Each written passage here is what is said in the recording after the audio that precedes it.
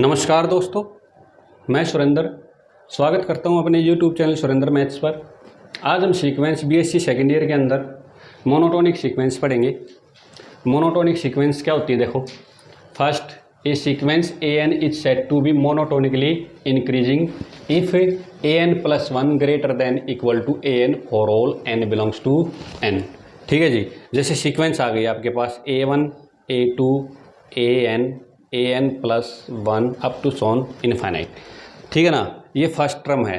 क्या है ये? फर्स्ट। ये सेकंड, ये एन टर्म है, ये एन प्लस वन टर्म। ठीक है ना। तो क्या कह रहा है, अभी जैसे जैसे टर्म अगर सीक्वेंस इंक्रीजिंग है, सीक्वेंस इंक्रीजिंग है तो क्या कह रहा है कि भाई A N plus one term greater than equal to होगी एन टर्म से for all N belongs to N से।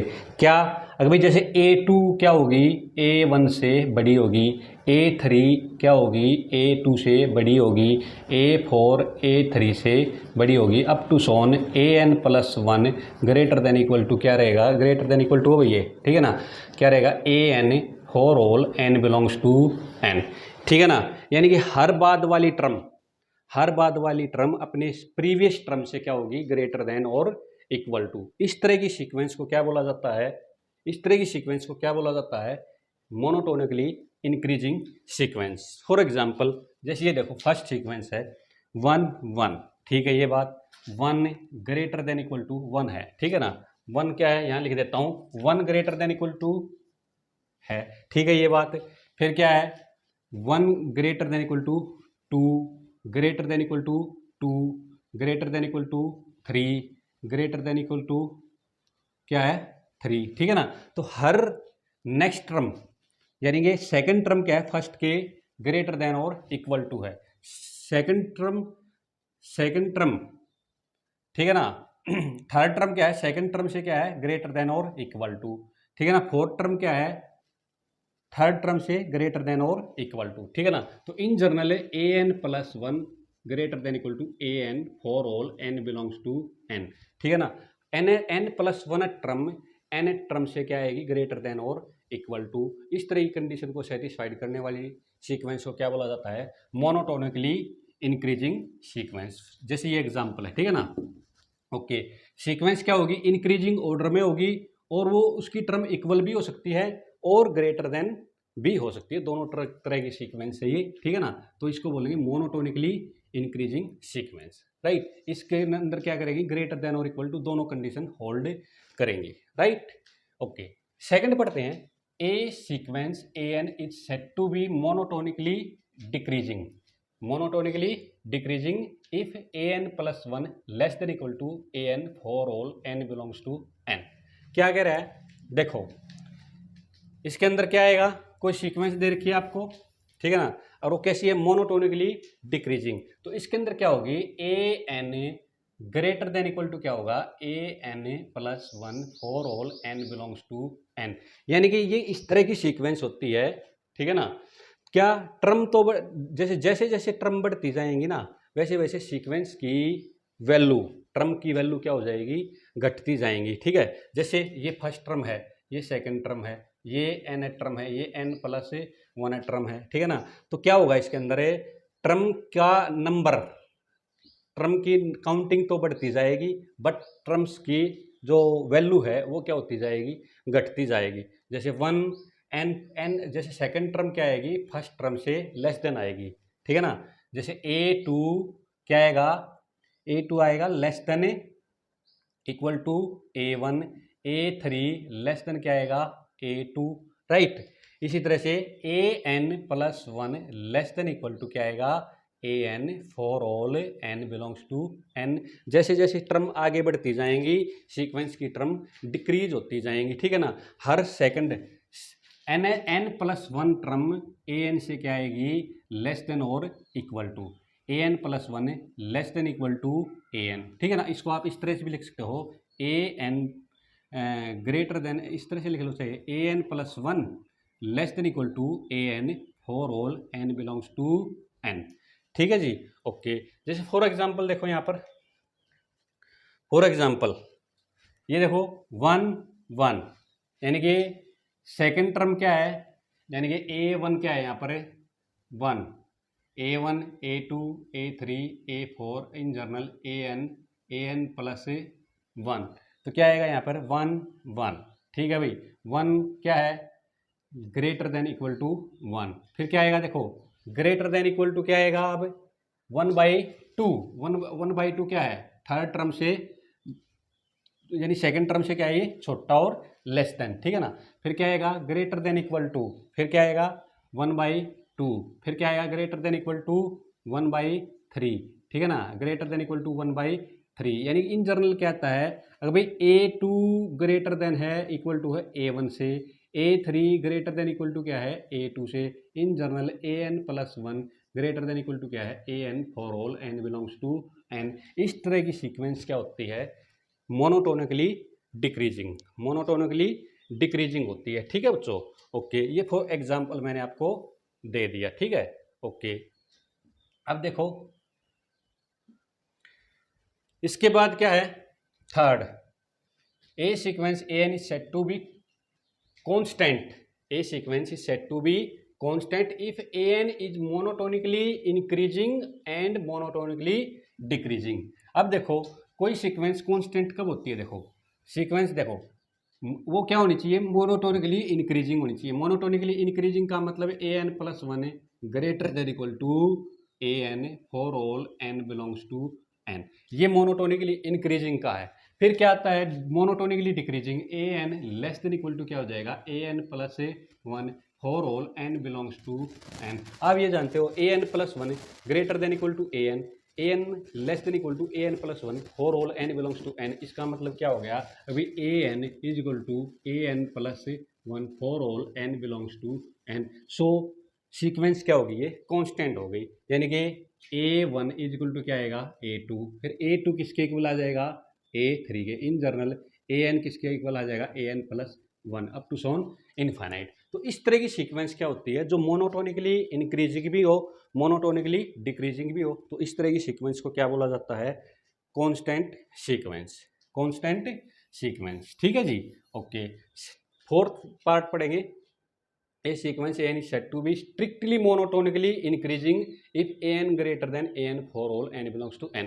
यहाँ पर क्या है AN यानी n+1 टर्म किससे बड़ी होगी nth टर्म से for all n belongs to n। यहाँ पर इक्वल टू की कंडीशन हमारे पास समाप्त हो जाएगी। ठीक है ना, अगर स्ट्रिक्टली इंक्रीजिंग कह रहे हो तो आप, ठीक है ना, ओके। तो मोनोटोनिकली इंक्रीजिंग और स्ट्रिक्टली इंक्रीजिंग में इतना ही अंतर है। अभी इसके अंदर तो सीक्वेंस की टर्म क्या हो सकती है इक्वल टू भी हो सकती है और AN+1 greater than equal to वाला कंडीशन तो है ही है। ठीक है ना, तो इसके अंदर क्या आएगा अगर स्ट्रिक्टली इंक्रीजिंग कह रहे हो तो यहाँ पे AN+1 यानी कि AN+1, ठीक है जी। तो AN+1 greater than AN for all n belongs to n, यानी कि n+1 टर्म ग्रेटर देन आएगी हमेशा AN से। ठीक है ना, यानी कि वही चीज़ A2 ग्रेटर देन A1 से, A3 ग्रेटर देन A2 से, in general AN+1 greater then किससे आएगी AN से for all n belongs to n। ठीक है ना, यहाँ पे इक्वल टू वाली कंडीशन खत्म हो जाएगी अगर स्ट्रिक्टली इंक्रीजिंग कर रहे हो तो। फॉर एग्जाम्पल ये देखो n है, n स्क्वायर है, 2 की पावर n है, ये कैसी सीक्वेंस है मोनोटोनिकली इंक्रीजिंग, मोनोटोनिकली इंक्रीजिंग। जैसे यहाँ पर n लिखा तो आपके क्या आएगी term 1 2 3 4 5 6 up to so on infinite. ये मोनोटोनिकली इंक्रीजिंग है, यहाँ पर कोई भी इक्वल टू कंडीशन नहीं है। सेकंड टर्म फर्स्ट से बड़ी है, थर्ड टर्म सेकंड से बड़ी है, फोर्थ टर्म थर्ड से बड़ी है, फिफ्थ टर्म फोर्थ से बड़ी है। इन जनरल AN+1 ग्रेटर देन किससे है AN for all n belongs to n, right, okay. इसी तरह से फिफ्थ में क्या लिखा है भाई, A sequence AN is said to be strictly monotonically decreasing if AN greater than AN+1 for all n belongs to n। क्या मतलब भाई, वही चीज जो स्ट्रिक्टली जो सीक्वेंस क्या थी मोनोटोनिकली डिक्रीजिंग, डिक्रीजिंग में क्या था AN+1 less than equal to AN for all n belongs to n। यहाँ पर ये इक्वल टू का कंडीशन हट जाएगी, यानी कि AN सीक्वेंस दे रखी है आपको, तो यहाँ से क्या हो जाएगा A1 A2 AN+1 up to सोन। यहाँ से क्या हो जाएगा AN+1 टर्म क्या हो जाएगी क्या हो जाएगी लेस देन होगी किससे, ए एन से, यानी हर अगली टर्म पिछली टर्म से क्या होगी, लेस देन, हर अगली टर्म पिछली टर्म से क्या होगी, लेस देन, ठीक है ना। तो क्या होगा, for all N belongs to N, इस तरह की सीक्वेंस को क्या बोला जाता है, monotonically strictly decreasing, monotonically strictly decreasing, ठीक है ना। फॉर एग्जाम्पल, हाँ जी, फॉर एग्जाम्पल यहाँ से देखो, ये देखो ये सीक्वेंस हो गई जैसे 1/n, ठीक है ना, तो यहाँ 1 हो गया, 1/2, 1/3, 1/4, 1/5 अप टू सोन। देखो हर सेकंड, देखो यहाँ पर देखो n यानी कि दूसरी टर्म पहली से क्या है, छोटी है, तीसरी टर्म, थर्ड टर्म क्या है, सेकंड से छोटी है, फोर्थ टर्म क्या है, थर्ड टर्म से छोटी है, ठीक है ना। यहाँ इस तरह से ये क्या कंडीशन है यहाँ पर, an+1 less than an for all n belongs to n। तो इस तरह की सीक्वेंस क्या है, ये monotonically decreasing, strictly monotonically decreasing. Okay, next 6 क्या है भाई, a sequence an is said to be monotonic if it is any one of the type 1 to 5, यानी कि 1 से लेकर 5 तक जो भी सीक्वेंस पड़ी हैं, इस टाइप की कोई भी अगर सीक्वेंस है तो उसको क्या बोलेंगे, मोनोटोनिकली सीक्वेंस, मोनोटोनिकली सीक्वेंस, ठीक है जी। ओके, ये देखो यहाँ पे एग्जांपल है, जैसे ये एग्जांपल मैंने कुछ दे रखे हैं, -1 की पावर 1 है, जैसे ये -1 की पावर है n, ठीक है ना, क्या आएगा, -1 1 -1 1, ठीक है ना। नाइदर इंक्रीजिंग नॉर डिक्रीजिंग, ये इतना तो इंक्रीजिंग है या ही डिक्रीजिंग सीक्वेंस है, ठीक है ना इंक्रीजिंग है ना डिक्रीजिंग सीक्वेंस, ठीक है ना। और ये कैसी सीक्वेंस है, 1 1 1 1 1, ठीक है ना। ये कैसी सीक्वेंस है, कॉन्स्टेंट सीक्वेंस। कॉन्स्टेंट सीक्वेंस क्या होती है, both monotonically increasing and decreasing. Okay, अब देखो, अब मैं आपको बताऊंगा अभी किसी सीक्वेंस को मोनोटोनिकली इंक्रीजिंग कैसे प्रूव करोगे, या मोनोटोनिकली डिक्रीजिंग कैसे प्रूव करोगे, या फिर स्ट्रिक्टली इंक्रीजिंग या स्ट्रिक्टली डिक्रीजिंग कैसे प्रूव करोगे। अब मैं इसके बारे में आपको थोड़ा यहाँ पर बता रहा हूँ, ठीक है ना। देखो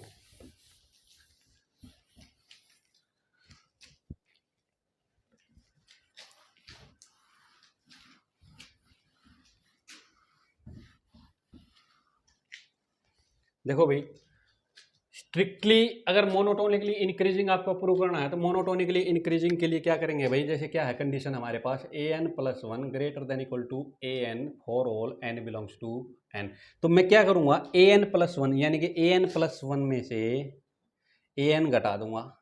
अगर मैं an+1 में से an घटा दूं तो क्या आना चाहिए, greater than equal to 0 for all n belongs to n। बड़ी में से छोटी घटाऊंगा तो क्या आएगा, ग्रेटर देन इक्वल टू 0 आएगा। तो ग्रेटर देन इक्वल टू 0 आ गया, तो इसका मतलब है यहाँ से ये प्रूव हो गया। अगर भाई क्या मतलब हुआ, n+1 में से आपने n टर्म घटाई, ठीक है ना, n+1 में से n टर्म घटाई, और क्या आया उसका आंसर, या तो 0 है या 0 से बड़ा आया। तो इस तरह के रिजल्ट को क्या बोला जाएगा, हम बोल देंगे अगर भाई ये सीक्वेंस कैसी है, मोनोटोनिकली इंक्रीजिंग है, ठीक है। ओके, सेकंड में क्या प्रूव करेंगे, सेकंड में क्या है भाई, an less than equal to क्या है, an+1 less than equal to an for all n belongs to n। ये कैसी सीक्वेंस है, मोनोटोनिकली डिक्रीजिंग के लिए है। तो मोनोटोनिकली डिक्रीजिंग के लिए क्या करूंगा मैं, an+1 में से an घटा दूंगा, यानी कि छोटी में से, यानी कि लेस देन में से बड़ी घटा दूंगा, ठीक है ना। तो क्या आना चाहिए, लेस देन 0 आना चाहिए, लेस देन इक्वल टू 0। समझ में आई बात, क्योंकि छोटी में से बड़ी टर्म घटाऊंगा तो क्या आएगा आंसर, या तो 0 आएगा या फिर 0 से छोटा आएगा, ठीक है ना। तो इस तरह के हम प्रूव कर देंगे अगर ये सीक्वेंस कैसी है, मोनोटोनिकली डिक्रीजिंग है, मोनोटोनिकली डिक्रीजिंग है। अगर यहाँ पर स्ट्रिक्टली डिक्रीजिंग है तो यहाँ पर भी स्ट्रिक्टली क्या आएगा, लेस देन 0 आएगा। अगर यहाँ पर क्या है, monotonically increasing, strictly monotonically increasing है तो an+1 माइनस में an क्या आएगा, less then, sorry greater than 0, strictly greater than 0 आएगा, इक्वल टू नहीं आएगा, ठीक है ना जी। ओके, और कांस्टेंट सीक्वेंस तो आपको डायरेक्ट दिख ही जाएगी, वो कांस्टेंट सीक्वेंस है तो उसको आपको प्रूव करने की जरूरत नहीं पड़ेगी, वो डायरेक्ट आपको वहां से क्लियरली दिख जाएगी, ठीक है। ओके, अब देखो, अब थोड़ी बेसिक बातें और बताता हूं मैं आपको। अगर कोई सीक्वेंस क्या है, इंक्रीजिंग है, कैसी है, मोनोटोनिकली इंक्रीजिंग है, कैसी है, मोनोटोनिकली इंक्रीजिंग है, तो इसका मतलब पक्की बात है अगर भाई उसका वो सीक्वेंस है ना, बाउंडेड बिलो आपको जरूर मिलेगी। बाउंडेड अबो भी हो सकती है, लेकिन पक्की बात है वो बाउंडेड बिलो तो जरूर मिलेगी, चाहे वो किसी भी टाइप की सीक्वेंस हो, चाहे वो कन्वर्जेंट हो या डाइवर्जेंट हो, कैसी भी सीक्वेंस हो, अगर वो मोनोटोनिकली इंक्रीजिंग सीक्वेंस है तो पक्की बात है उसका वो क्या मिलेगी आपको, बाउंडेड बिलो सीक्वेंस जरूर मिलेगी, चाहे आप कोई भी एग्जांपल ले लो, ठीक है ना। बाउंडेड अबो भी हो सकती है, अगर वो सीक्वेंस बाउंडेड है तो, ठीक है ना। तो जैसे एग्जांपल ले लो, आप कोई भी एग्जांपल ले लो, जैसे आपने 1 ले लिया, 2 ले लिया, 3 ले लिया, 4 ले लिया, अप टू सोन इनफाइनाइट, ठीक है ना। ये सीक्वेंस ले लिया आपने क्या, n, ठीक है ना। ये डाइवर्जेंट सीक्वेंस है, क्या है ये, डाइवर्जेंट सीक्वेंस है, लेकिन bounded below by 1, right, okay, ठीक है। आप कोई भी सीक्वेंस ले सकते हो, जैसे आपने सीक्वेंस ले ली n+1 अपॉन में n/n+1, ठीक है ना।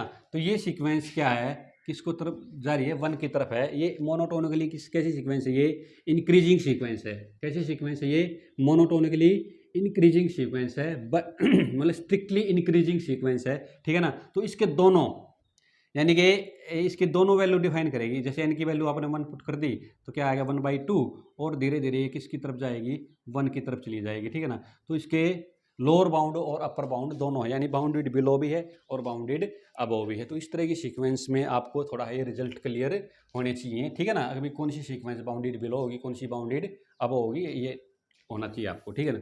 दूसरी बात, अगर मोनोटोनिकली डिक्रीजिंग है तो पक्की बात है वो सीक्वेंस आपको कैसी मिलेगी, बाउंडेड अबो जरूर मिलेगी, बाउंडेड बिलो को नहीं मिलेगी, मतलब मिल भी सकती है, बाउंडेड अबो पक्की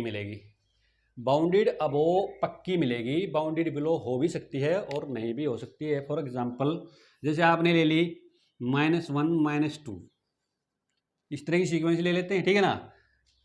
ऐसे ले लेते हैं -3 अप टू सोन। -1 से क्या है ये सीक्वेंस, -1 क्या है ये, बाउंडेड अबो बाय -1, किसकी तरफ डाइवर्जेंट हो रही है, ये -इन्फिनिटी की तरफ, ठीक है ना। तो कैसी सीक्वेंस है ये, मोनोटोनिकली डिक्रीजिंग सीक्वेंस है, मतलब स्ट्रिक्टली डिक्रीजिंग भी, कुछ भी कह सकते हो आप, ठीक है ना।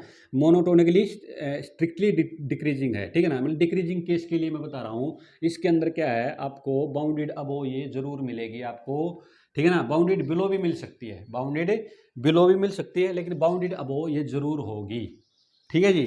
फॉर एग्जांपल और एग्जांपल ले लेता हूँ, जैसे ये बाउंडेड बिलो बाई -1 है, लेकिन बाउंडेड बिलो नहीं है, ठीक है ना। तो यहाँ से आपने एग्जांपल ले सकते हो, जैसे आपने ले लिया 1/n सीक्वेंस ले ली, तो क्या आ गया 1, 1/2, 1/3 अप टू सोन, किसको कन्वर्जेंट है ये, 0 को, ठीक है ना।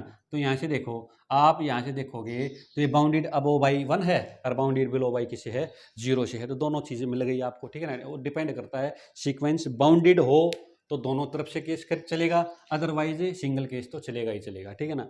मोनोटोनिकली इंक्रीजिंग क्या होती है, उसके अंदर आपको बाउंडेड बिलो जरूर मिलेगी, और मोनोटोनिकली डिक्रीजिंग के अंदर क्या है, वो बाउंडेड अबो जरूर मिलेगी, बिलो भी हो सकती है, ठीक है ना। ये मैंने आपको एग्जांपल दे दिए, ठीक है ना।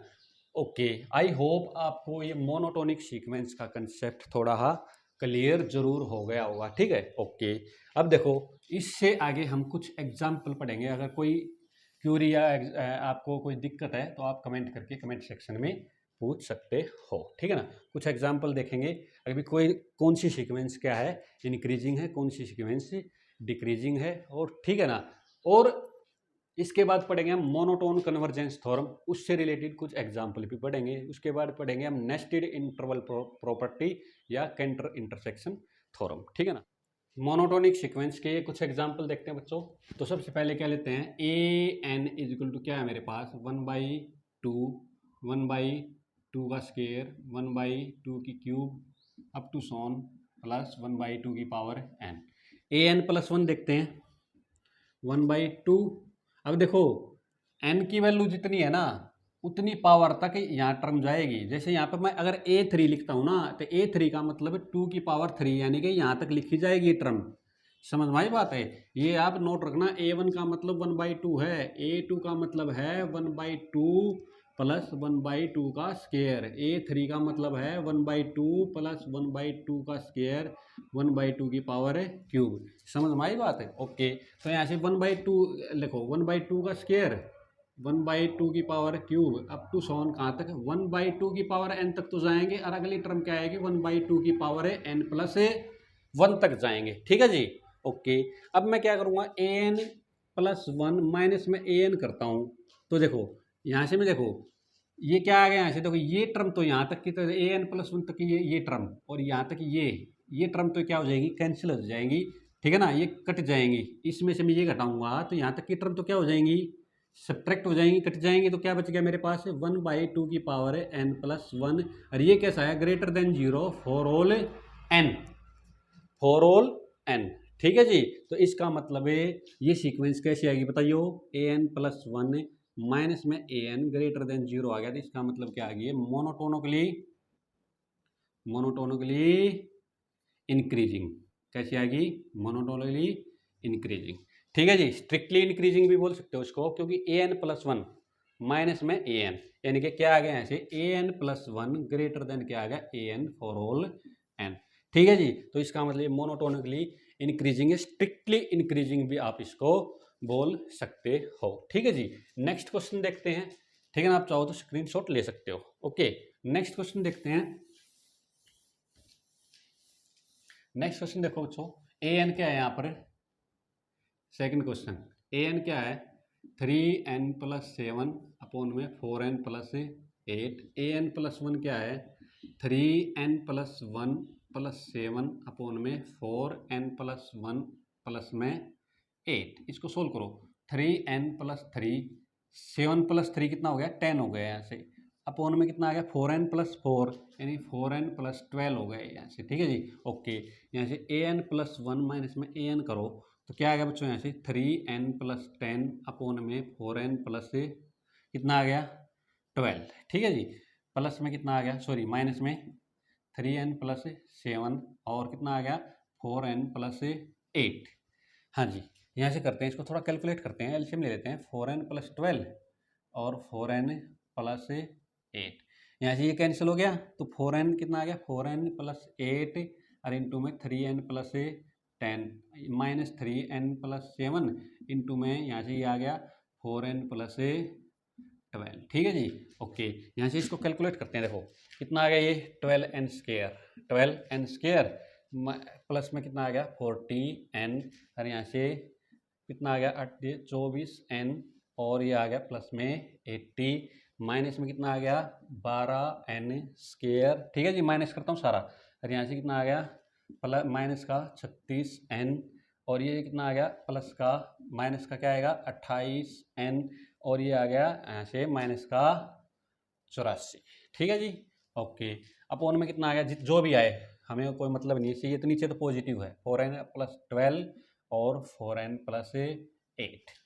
ठीक है जी, यहाँ से देखो 12n² से 12n² कैंसिल हो गया हमारा। ठीक है जी। ओके, यहाँ से देखो ये कितना हो गया 64, मतलब 64n हो गया, ये 40 और 24, और यहाँ से ये देखो ये कितना हो गया, यहाँ से ये भी कितना आ गया, ये भी 64n है, -36 और -20, ये भी कैंसिल हो गया, ये 74 हो गया, 64 हो गया, और यहाँ से 84 में से 80 गया तो क्या बच गया -4 और 4n+12। ठीक है ना, और 4n+8, ये नीचे तो पॉजिटिव क्वांटिटी है, ऊपर नेगेटिव है, तो ये लेस देन 0 आ गया। क्या आ गया बच्चों, less than 0 for all n। इसका मतलब है an सीक्वेंस क्या आ गया, यहाँ से an-n, an+1 माइनस में an less then 0 for all n, an+1 less than an for all n। इसका मतलब ये सीक्वेंस कैसी आ गई, मोनोटोनिकली डिक्रीजिंग। कैसी सीक्वेंस आ गई, मोनोटोनिकली डिक्रीजिंग, या मोनोटोनिकली स्ट्रिक्टली डिक्रीजिंग भी आप इसको बोल सकते हो। ठीक है जी। ओके, आप चाहो तो स्क्रीनशॉट ले सकते हो। थर्ड क्वेश्चन करते हैं, बढ़िया क्वेश्चन है, पेपर में आता रहता है। ठीक है ना, तो देखो यहाँ से क्या करते हैं, देखो एक बार हम देखते हैं। हाँ जी, क्या है देखो सॉल्यूशन, A1 क्या दे रखा है, 1 दे रखा है, तो A2 निकालेंगे, A2, तो A2 क्या है, 2 प्लस में A2 माइनस मतलब 2 माइनस 1 क्या हो गया, A1, ठीक है जी। ओके, तो कितना आ गया, √2, A1 की वैल्यू क्या है 1, ठीक है ना, तो यहाँ से क्या आ गया बताओ, ये √3 आ गया, √3 क्या है, 1 से तो बड़ा है, 1 पॉइंट समथिंग वैल्यू होती है, तो √3 क्या आ गया, बड़ा आ गया A1, इसका मतलब क्या आ गया, A2 ग्रेटर देन क्या आ गया, A1। हमें यहाँ तो ये तो पता लग गया है भाई A2 ग्रेटर देन है A1 से, बट मुझे तो क्या चाहिए, मुझे तो चाहिए AN+1 greater than AN, for all N चाहिए। तो इसके लिए मैं क्या करूँगा, प्रिंसिपल ऑफ मैथमेटिकल इंडेक्शन का यूज करूँगा, ठीक है ना, क्योंकि फॉर ऑल नेचुरल नंबर के लिए तो एक ऐसा रूल है, प्रिंसिपल ऑफ मैथमेटिकल इंडेक्शन वही ट्रू करता है। तो क्या करता हूँ, लेट अस सपोज दैट, ठीक है ना, condition is true for n equal to m-1, यानी कि फर्स्ट m-1 टर्म के लिए मैं क्या मान लेता हूँ, इस रिजल्ट को ट्रू मान लेता हूँ इसको, ठीक है ना। तो यहाँ से क्या आ जाएगा, am ग्रेटर देन क्या आ जाएगा, am-1, ठीक है ना। ओके, अब मैं क्या करता हूँ, क्योंकि m-1 के लिए तो मैंने क्या मान लिया, ट्रू मान लिया, तो m-1 से तक m-1 टर्म तक ये रिजल्ट मैंने क्या मान लिया, ट्रू मान लिया। क्या करता हूँ मैं, दोनों तरफ 2 जोड़ देता हूँ, तो क्या आएगा, am प्लस, यहाँ देखो टोटल में जोड़ा है +2, और ग्रेटर देन क्या आ जाएगा, am-1 प्लस 2। बोलो इज इट राइट, राइट। दोनों तरफ से क्या कर देता हूँ मैं, 1/2 पावर कर देता हूँ, क्योंकि मुझे अंडर रूट चाहिए, तो दोनों तरफ से क्या कर देता हूँ मैं, 1/2 पावर कर देता हूँ, ठीक है जी। ये क्या, इसका बताओ क्या मतलब है, 2 प्लस में am, 2 प्लस am का मतलब क्या हो गया, यहाँ से ये रिजल्ट देखो, 2 प्लस में an-1 क्या है, an, तो 2 प्लस में am का मतलब हो गया am+1, और ग्रेटर देन क्या हो गया, am-1 प्लस 2 का मतलब हो गया, यहाँ से देखो am-1, यानी कि an, यहाँ क्या आ गया, am फॉर ऑल, ठीक है ना। इसका मतलब क्या आ गया, देखो यहाँ से रिजल्ट क्या निकल गया, जब मैंने m-1 तक का रिजल्ट ट्रू माना तो क्या आ गया, am से नेक्स्ट टर्म क्या आ गई, am+1, ठीक है ना। तो इसी तरह से मैं मानता रहूंगा, ठीक है ना, और आगे मान लूंगा। अब am तक का मान लूंगा तो नेक्स्ट टर्म, नेक्स्ट रिजल्ट क्या आ जाएगा बच्चों, भाई am+1 से ग्रेटर देन क्या आ जाएगी, am+2, इसके लिए ट्रू आ गया तो नेक्स्ट टर्म आ जाएगी। इसी तरह से क्या रिजल्ट आ गया हमारे पास, भाई an+1 greater than an for all n belongs to n। समझ में आई बात, भाई आपने m-1 टर्म तक का रिजल्ट माना, am-1 ग्रेटर देन am, तो क्या आ गया भाई, am से ग्रेटर देन क्या आ गया, am+1 आ गया। अब इसके लिए ट्रू आ गया, ट्रू मान लिया तो इससे नेक्स्ट वाले के लिए ट्रू आ जाएगा। इसी तरह से आती रहेंगी, इसका मतलब an+1 greater than an for all n belongs to n, ठीक है ना। इसका मतलब ये सीक्वेंस कैसी होगी बच्चों, मोनोटोनिकली इंक्रीजिंग। कैसी सीक्वेंस आ गई, ये सीक्वेंस कैसी आ गई, मोनोटोनिकली इंक्रीजिंग सीक्वेंस आ गई, ठीक है ना। आई होप आपको मोनोटोनिक सीक्वेंस की डेफिनेशन और ये कुछ एग्जाम्पल क्लियर हो गए होंगे, ठीक है ना। ओके, आई होप आपको ये अच्छे से समझ में आ गए होंगे। अगर आपको मेरी वीडियो पसंद आए तो प्लीज़ इस वीडियो को लाइक कर देना, शेयर कर देना और इस चैनल को सब्सक्राइब भी कर देना।